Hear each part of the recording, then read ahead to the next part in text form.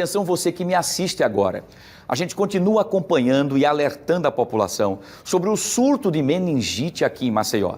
E olha, vale lembrar sobre a importância da vacina para a prevenção, que é de extrema necessidade, porque é importante que seja feito o controle do surto. Sobre esse assunto, eu vou trazer a Mônica Hermílio ao vivo agora, nossa Flor de Mandacaru, para que a gente possa trazer detalhes e informações para saber se a vacinação já foi disponibilizada. As informações que nós temos é que a vacina já está pronta, inclusive, para poder atender a população. É isso, Mônica? As pessoas precisam procurar urgentemente. A gente vai conversar sobre isso, mas antes eu queria, para que as pessoas pudessem entender em casa o quão urgente e importante é o ato de você levar seus filhos para vacinar, de você manter esse calendário vacinal, principalmente da meningite, em dia.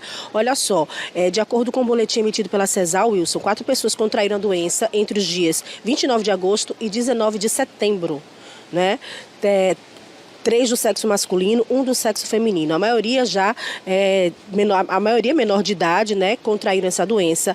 Agora são 29 casos registrados no estado, contabilizados, né, de agosto do ano passado até a presente data aqui na capital. Só 27 desses casos foram aqui na capital. A maioria dos casos continua sendo em crianças. As crianças são as maiores atingidas pelos casos de meningite. Desses 29 casos que a gente acabou de falar, 19 foram do tipo B da meningite, que tem sido, né, o sorogrupo de sintomas mais graves, que é aquele que realmente complica mais rápido e a criança, a pessoa que está contaminada, pode chegar a óbito. A vacina do tipo B é essa que, infelizmente, está disponível só no setor privado e é bem cara. E, apesar disso, aumentou a procura, né? As pessoas estão correndo para vacinar, mas é importante que estejam vacinadas para toda a tipologia, todos os tipos de meningite também. 11 vítimas, né, entre essas crianças, 11 vítimas entre crianças e adolescentes terminaram morrendo por meningite. Elas tinham idades entre 1 ano e 17 anos. Crianças e adolescentes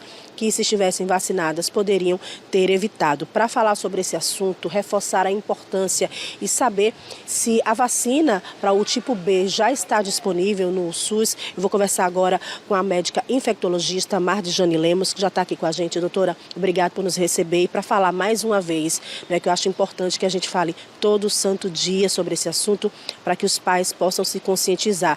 O SUS já tem previsão para oferecer essa vacina? O outro tipo da vacina também pode proteger? Boa tarde. Boa tarde. Super importante falarmos sobre vacina sempre. Lembro a vocês que nós temos no calendário básico de vacinação várias vacinas que protegem contra vários tipos de meningite. Então, o foco agora são as meningites meningocócicas, é essa bactéria que tem provocado aumento dos casos em Maceió. Mas mesmo o meningococo, ele se divide em vários subtipos. Entre os mais prevalentes para os quais tem vacina, são 5 tipos. Desses 5 tipos, 4 estão disponíveis no SUS.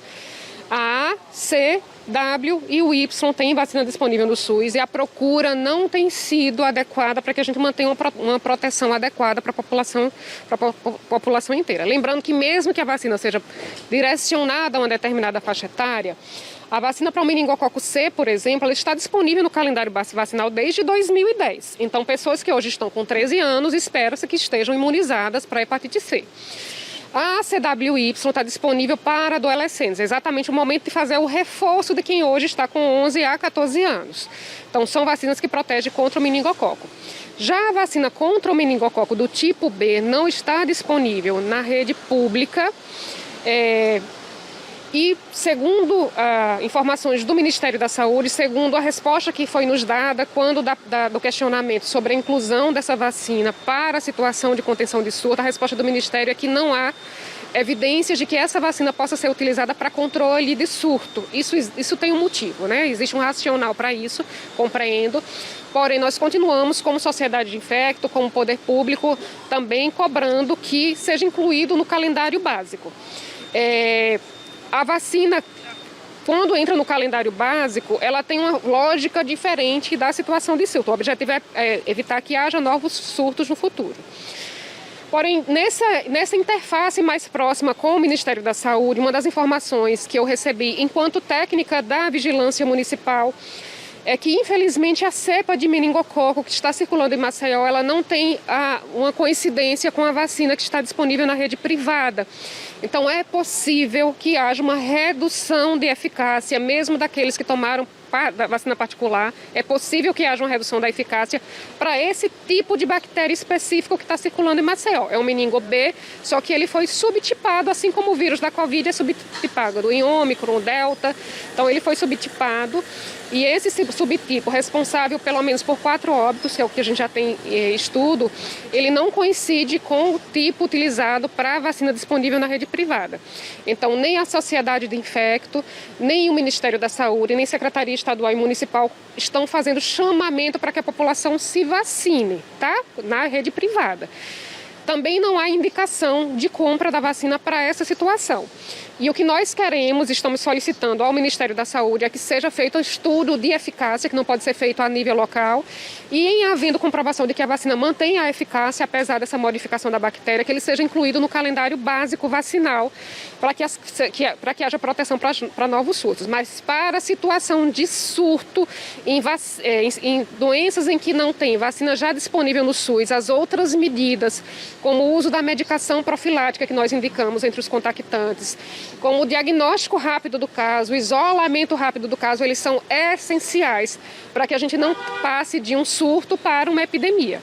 Muitas pessoas ainda não sabem identificar quais são os sintomas, não é? Por isso a demora em procurar um atendimento médico, a demora em diagnosticar. Quais são os principais sintomas ou até aqueles que a gente acredita que não tem nada a ver com a meningite, mas que pode ser meningite, doutora? Então, a doença meningocócica, ela se manifesta na forma de meningite, e quando é meningite a gente espera que tenha dor de cabeça, cefaleia, vômitos e febre. Esses 3 sintomas nos colocam diante de uma possível meningite. Pode ser que a pessoa tenha qualquer outra doença, até uma infecção do trato urinário, pode provocar esses 3 sintomas, mas no momento é fundamental que esse caso seja adequadamente investigado para afastar a possibilidade de meningite. Então, você que está em casa, se tiver febre, dor de cabeça e vômitos, procure uma UPA mais próxima. Tem uma segunda forma de apresentação da doença meningocócica, que não é meningite, é uma infecção generalizada, é uma meningococcemia, a bactéria circulando no sangue, e aí ela pode aparecer só com febre e manchas arroxeadas no corpo. Essa é a forma mais grave e nós tivemos casos, alguns dos nossos óbitos foram por essa forma. Então, febre, mais manchas arroxeadas no corpo. Não são qualquer mancha, são manchas arroxeadas que não desaparecem ao ser comprimidas.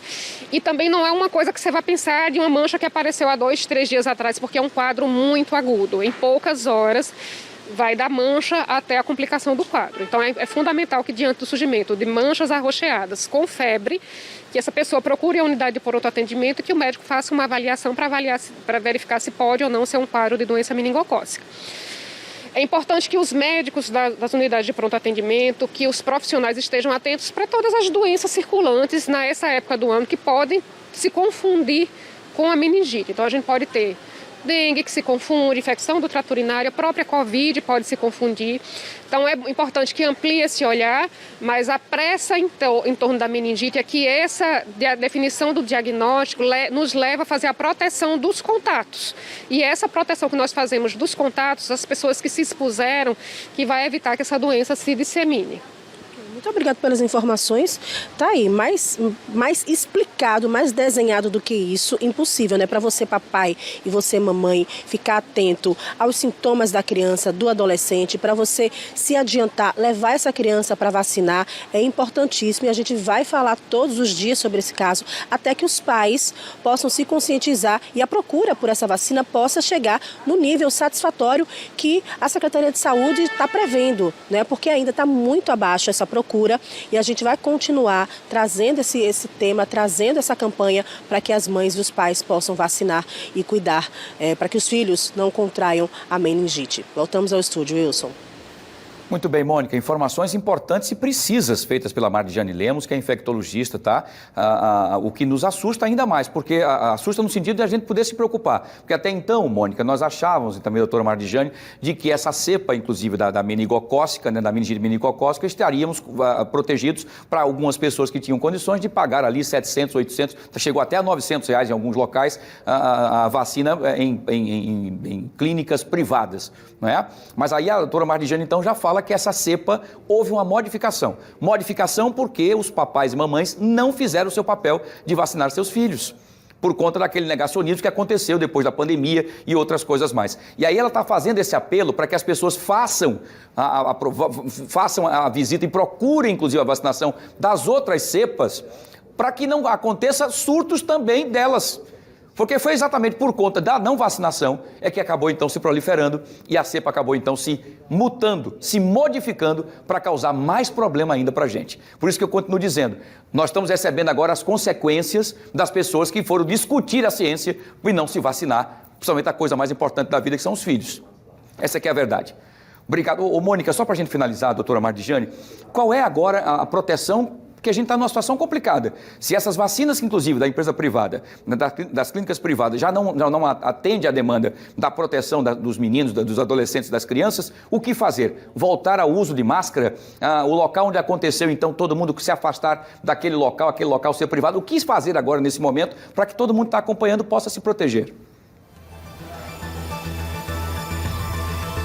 O Wilson está no estúdio, doutora, e perguntou, já que a vacina, né, que está disponível na rede particular já não está sendo tão eficaz por conta das mutações, né, das várias mutações do vírus, o que se deve fazer? Voltar a usar máscara? Quais são os cuidados que a gente vai poder fazer para tentar minimizar, né? Se vacinar, a gente já falou que vacinar realmente é a solução, mas o que a gente pode fazer para minimizar? Então, só reforçando que nós não sabemos ainda se a vacina disponível na rede privada perdeu ou não eficácia, tá? Então, entre uma mutação, por exemplo, do Covid e a perda de eficácia da vacina, tem uma distância. O que nós sabemos é que é possível que haja uma perda da eficácia. E esse alerta é importante porque mesmo as pessoas vacinadas para meningo B nas clínicas privadas, elas devem se considerar suscetíveis. Então, não devem perder tempo em procurar atendimento diante de um quadro suspeito. E quando for indicado quimioprofilaxia, o uso da medicação, mesmo vacinado, ele deve utilizar. Vacina é sempre muito importante. Então, não há dúvida que essa vacina, quem gastou seu dinheirinho para pagar por essa vacina, não jogou o dinheiro fora. Afinal de contas, nós estamos falando de uma cepa específica que está circulando em Maceió. Não sabemos ainda se é a única, porque nós temos 4 tipos estudados.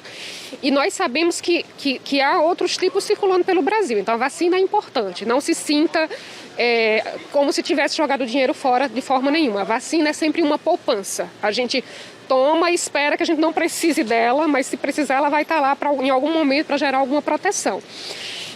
Mas as outras medidas são necessárias e como não há o uso de máscara no momento, não está indicado para a população, ela está indicada para o profissional de saúde, visto que nós temos contato continuamente com pessoas adoecidas, mas para a população geral não é uma doença tão fácil de transmitir como a Covid, que se espalha facilmente no ambiente.